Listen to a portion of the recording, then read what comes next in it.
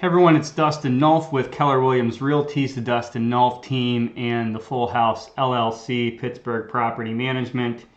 And what we're going to look at today is how to calculate a buyer estimated cost sheet for real estate sales. And this cost sheet that we're going to look at today, this is going to be very Pittsburgh specific. So if you're an agent in another location or another state, the thing that you should get out of this is the concept of where to find these numbers and how to calculate this. You, of course, should be referring to your own broker or manager for additional information on how to correctly estimate buyer estimated costs. So let's get going. We're going to take a look at this. This is not a class. We're using .loop right now. This is not a class in how to use .loop. This is a class in just buyer estimated cost sheet. So your cost sheet may look different than this. This is the Pennsylvania Association of Realtors buyer estimated cost sheet. So in order to do this calculation, this practice here, we're going to assume that we're going to have a sale price of $250,000. We're also going to assume that this property is in the city of Pittsburgh. And in our area, there's one big difference here between city properties and properties outside of the city proper. The city of Pittsburgh runs on a regular calendar year when you're looking at their school taxes and whatnot. When you're outside of the city of Pittsburgh, the school taxes are usually due in July for most of the suburbs. So that's the one big difference here. We're calculating, this calculation is going to be for in the city. If you're doing outside of the city of Pittsburgh and you're in Western PA, you would want to double check on when those school taxes go out because they're going to be estimated differently.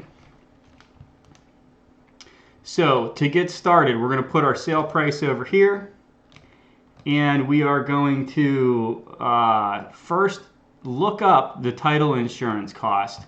Now this is the thing about these estimated costs is we've got this thing called Google we can access pretty easily. So a lot of this information can be looked up.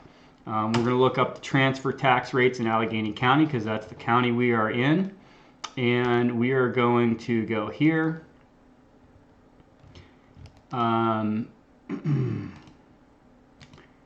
we're looking for, I think it was title insurance was first. So let's not skip that. So title insurance, Pennsylvania.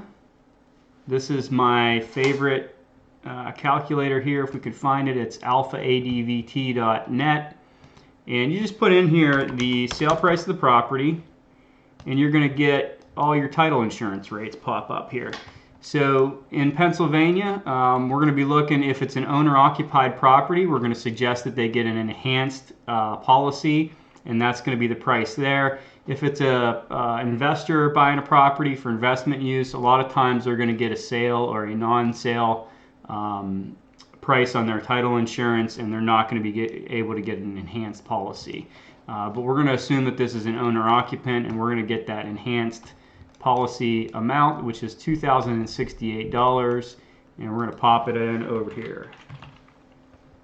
And I'm going to check the box that says enhanced so they understand that's the enhanced price. I'm going to go through this again. This is how I fill this out. This is not how your broker may fill it out or your manager may fill it out. If you don't work for me, then you may not want to listen to what I'm saying, and you might want to get additional advice.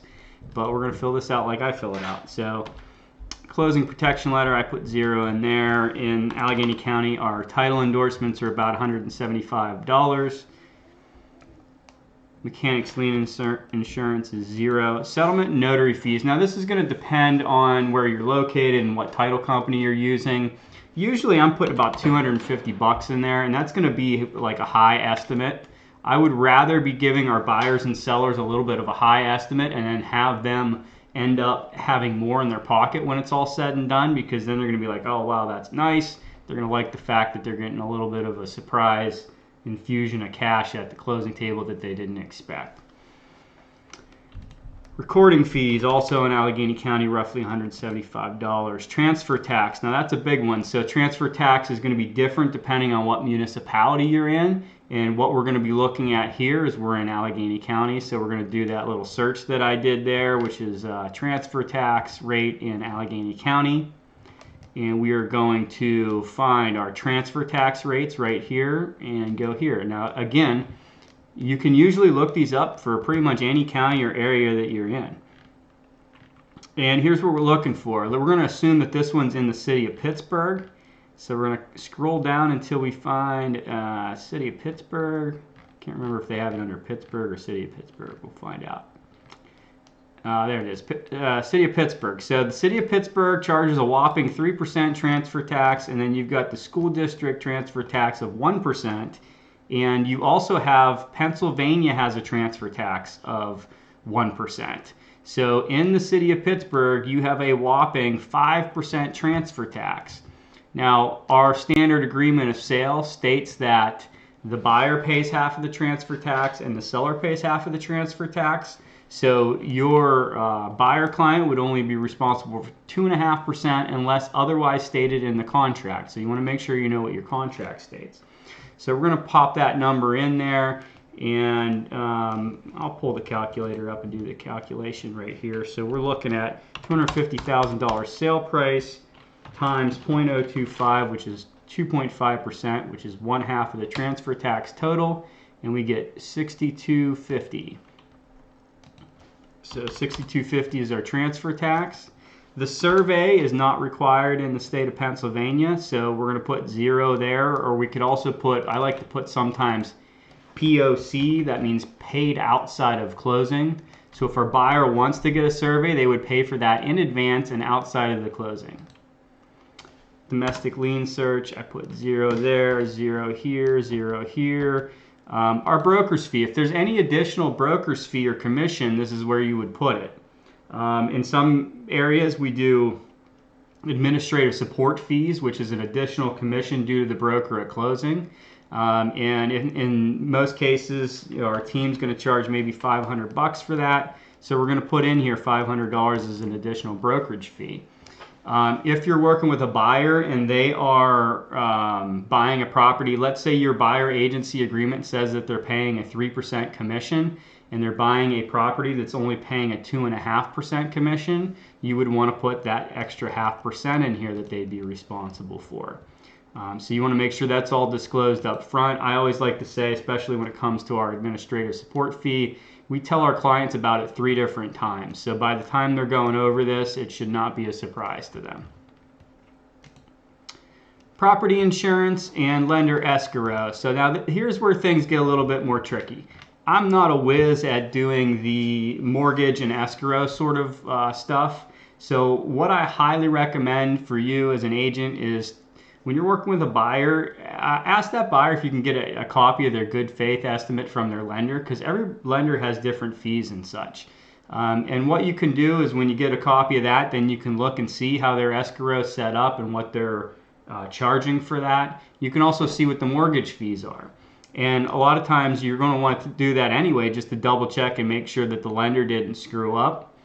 We have seen sometimes where the lender is an out-of-state lender, they're not used to the city of Pittsburgh, and they have the transfer tax screwed up. They've got the real estate taxes are estimated way too low because we're in an area where we do have high real estate taxes and that sort of stuff. So you definitely want to take a look at that good faith estimate. You do have to get permission from the buyer to get a copy of that. Okay, so when we get to the insurance amount, it is a good idea to ask your insurance rep or the buyer's insurance rep for a number. You know, what's it going to cost roughly to insure this property? If you have a general idea, you can pop that number in there. For the sake of ease, I'm going to put $1,200 in here. That's to insure a $250,000 home. That's the annual cost of homeowners insurance is what I'm assuming. And what I like to look at is sometimes I'll use, well, most of the time, I'm going to use 2 months as the estimate for lender escrow. So I'm going to put $1,200. You divide that by 12, that's $100 a month. So I'm going to put 2 months worth in here. I'm going to say $200 here.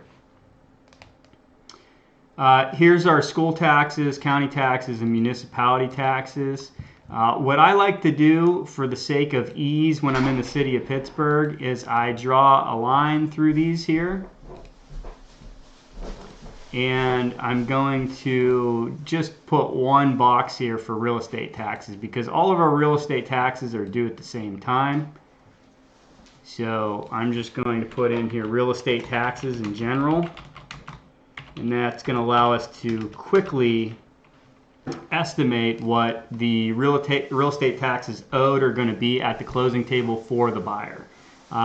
Remember, whenever you're closing, the buyer is reimbursing the seller for any real estate taxes from the day of closing forward. So for instance, if real estate taxes are due January 1st, but we're closing on June 1st, the buyer is going to be paying the taxes from June 1st until December 31st of that year. And then the seller in turn gets that money, handed back to them at the closing table to reimburse them for the taxes that they've already paid for that year.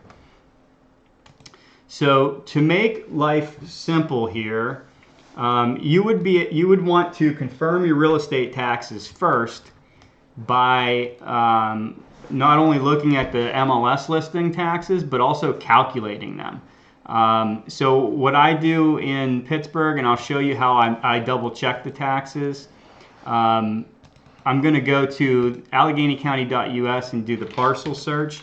And what I want to do is I want to look at what the subject property is assessed at first, so I know what I'm going to be calculating taxes on. So we're going to go here real quick first. We're going to actually just look at one of my properties as an example. We'll pick one of my favorite properties here. And right down here, you get the total value for the estimate. So that's what the taxes are here for this property. They're based on $40,300, even though I paid $50,000 for it. So this is what it's taxed at this assessed value. And then once you know that, then you're going to go and you're going to find out the millage rates for the area. And you can do that. Any area that you're in, you can look up millage rates.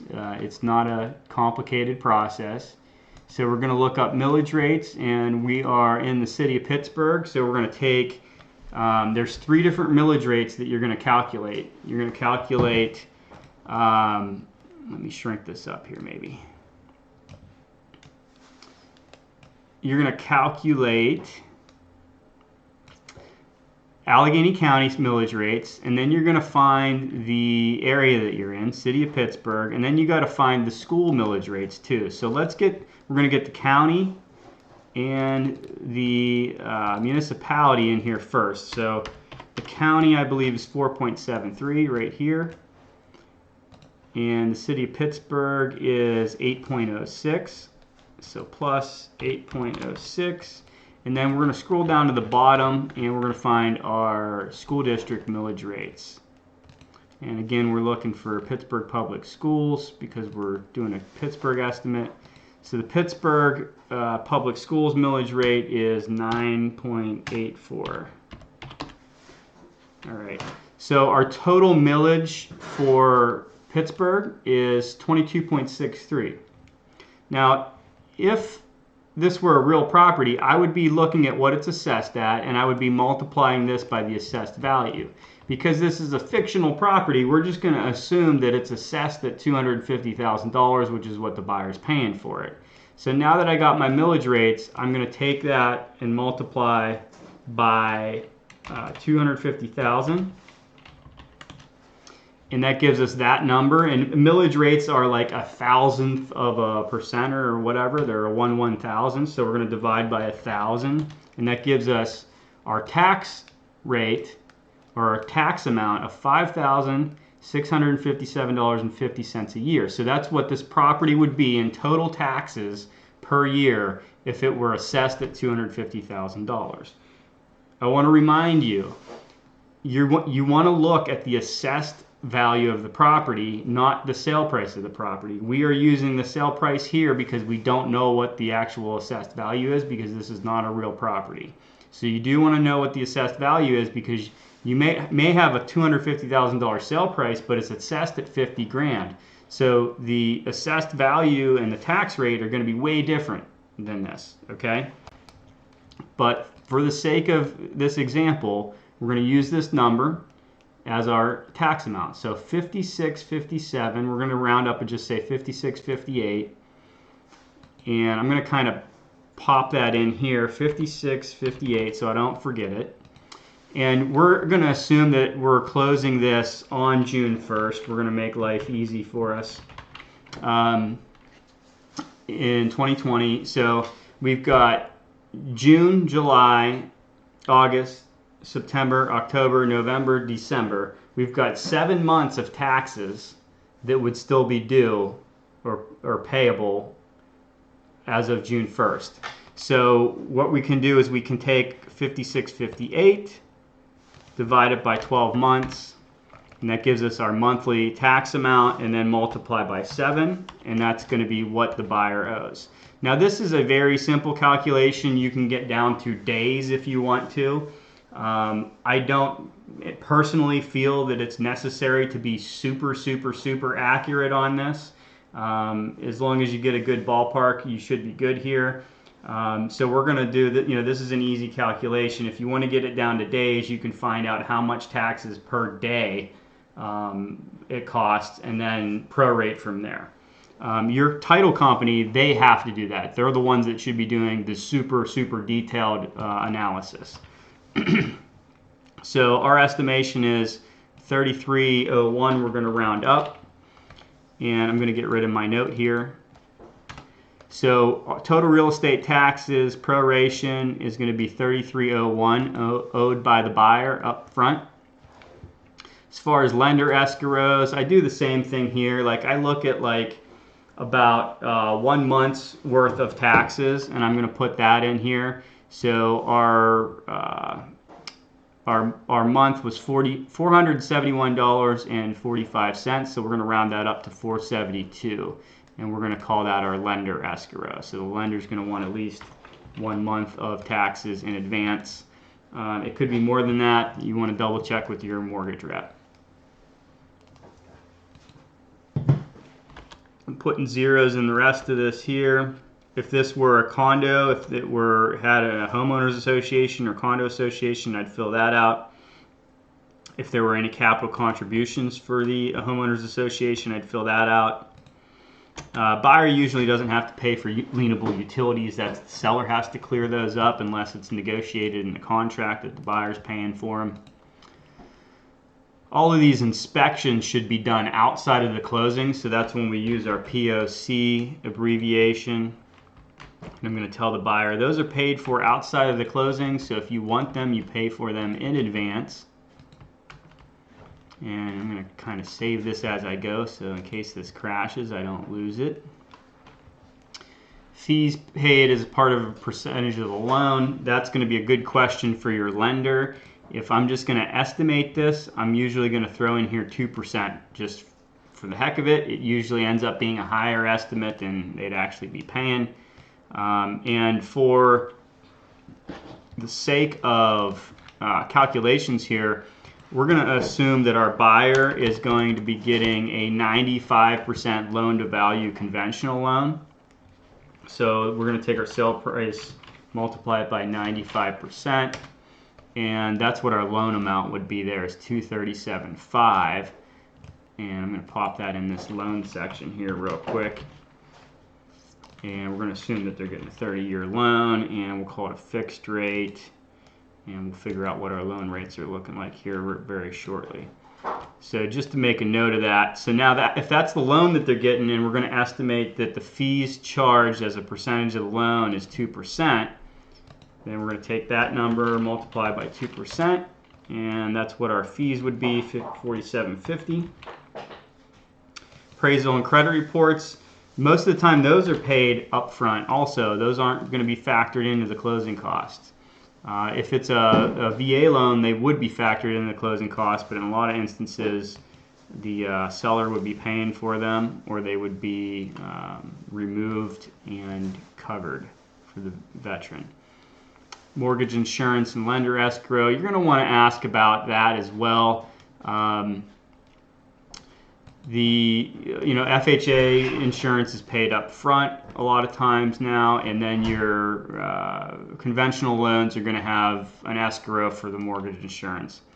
I'm going to put $1,200 in here for mortgage insurance premium, and for the escrow I'm going to call it $180. I am just pulling those numbers out of thin air there. That just seems to be numbers that have worked for me over time, and that's why I'm putting them in there. If you want accurate numbers, you can talk to your mortgage rep. And again, I would highly recommend that you get a copy of the buyer's good faith estimate and use that until you get familiar with roughly what these numbers are going to look like, and then you can start kind of estimating on your own once you're comfortable with that. This is not a VA loan, this is a conventional loan we're saying, so there's no VA funding fee. Mortgage preparation is going to be at least $250 usually. And then interest due from the settlement date until the end of the month at dollars per day here we need to calculate. So let's find out what our going interest rate is right now. We're going to go to mortgagecalculator.org. This is my favorite little mortgage calculator. We're going to put a $250,000 sale price with 5% down. And it looks like about 3.8% is going to be our loan rate, roughly, so that's a good estimate. If you're working with a real buyer, obviously you want to find out what their interest rate is so you can calculate this more accurately. And we're going to put in here, I'm not going to put any of these property taxes or anything. Those are all going to be 0. Calculate that real quick, although I don't really think I'm going to need to. We just need to remember 3.8% at the moment. And we're going to go back here. So interest paid until the end of the month. So we're going to put our loan amount in here, $237,500. And multiply by our interest rate, which was 3.8%. That's what the total interest would be for the first year.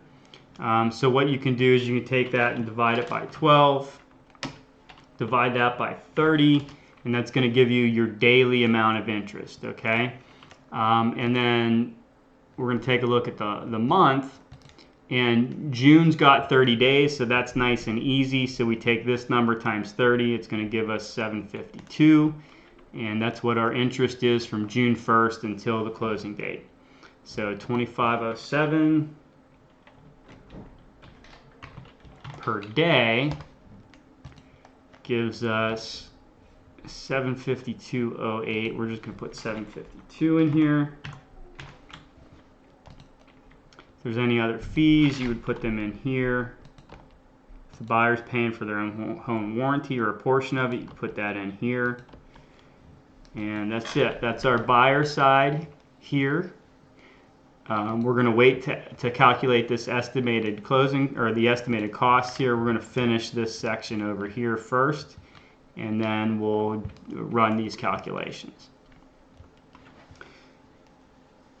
So over here, we are looking at our mortgage. We're going to assume that we're getting a 30-year mortgage, and it's a 3.8% interest rate. So I'm going to punch that in here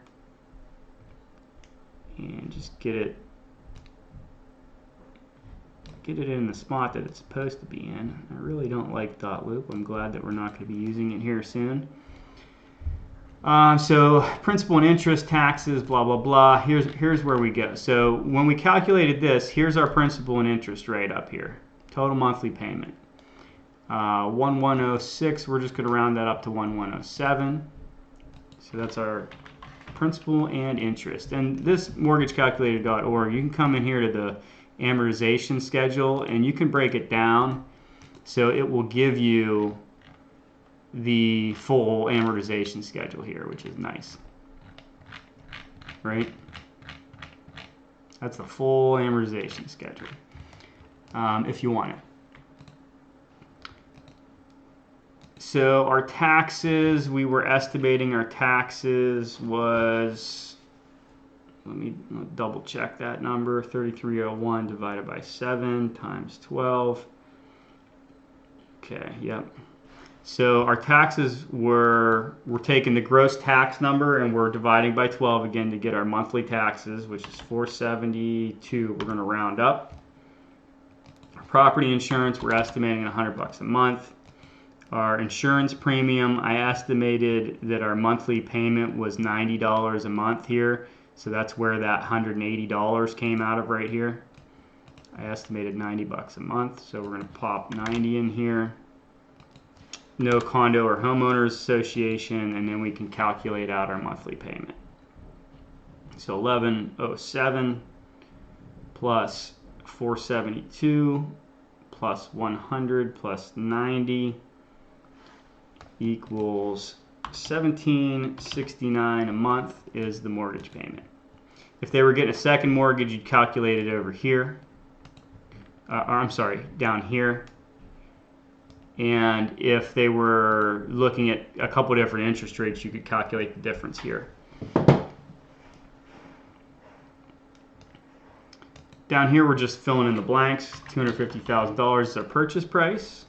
Our estimated cost, we're going to add all this up. So starting at the top up here and working our way down.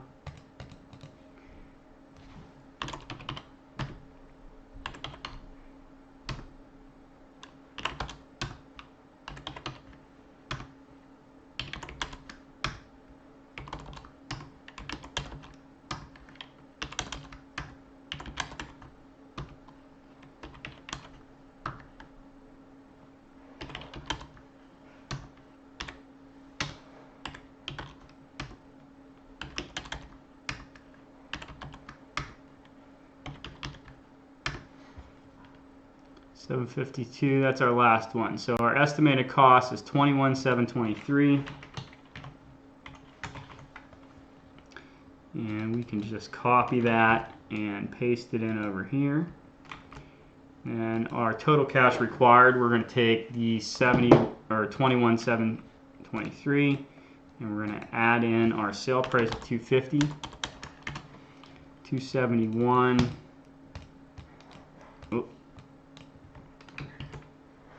723 less our mortgage amount. So our mortgage amount was $237,500. We're just going to assume that there's no seller assist. Now there was nowhere on here to put seller assist, so the seller assist would be coming from your contract. If you said that the seller is going to pay 6% of the buyer's closing cost, this is where you'd put that number in. It's not listed on this paper anywhere, so just know that you'd be transferring that there. We're going to assume that the seller is not coming with any seller assist. And then deposits, we're going to assume that our buyer did a measly $1,000 hand money deposit. So now to figure out what they're going to need to bring to the closing table, we're going to take get the calculator out here.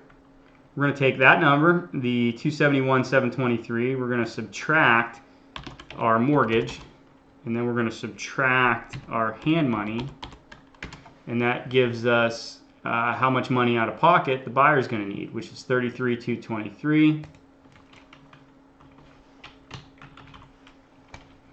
Save it, and that's it. That's our buyer estimated cost sheet. This is more than likely, when you do it my way, you end up with a higher estimate on what it's going to cost them.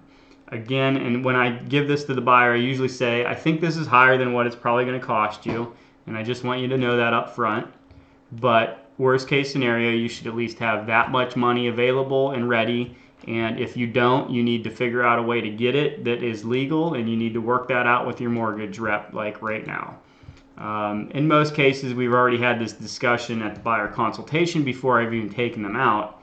You really don't want to be putting a house under contract where you're not sure if the buyer even has the funds they need to close. So a lot of times when I'm doing an initial consultation with a buyer, we've already done an estimated closing cost like this at the initial consultation to make sure they've got the funds they need. And if they don't, we try to brainstorm and find out if they can get gift money or if they can pull money out of their 401k or IRA or whatever they want to do in order to have those funds ready, because that's an issue you want to deal with before you show them houses, not after you're ready to put a house under contract. So that's that. You want to get your buyer to sign off on this. It is a legal requirement, at least in Pennsylvania state, for every real estate agent to give at least one estimated cost to the buyer and or seller of a property, and that's why you want to make sure that they sign off on this, that you sign off on this, and that you keep a copy for your records that you do not lose. So that's it. I really appreciate you watching. If you have any questions about this, leave it in the comments below, and we'll see you again.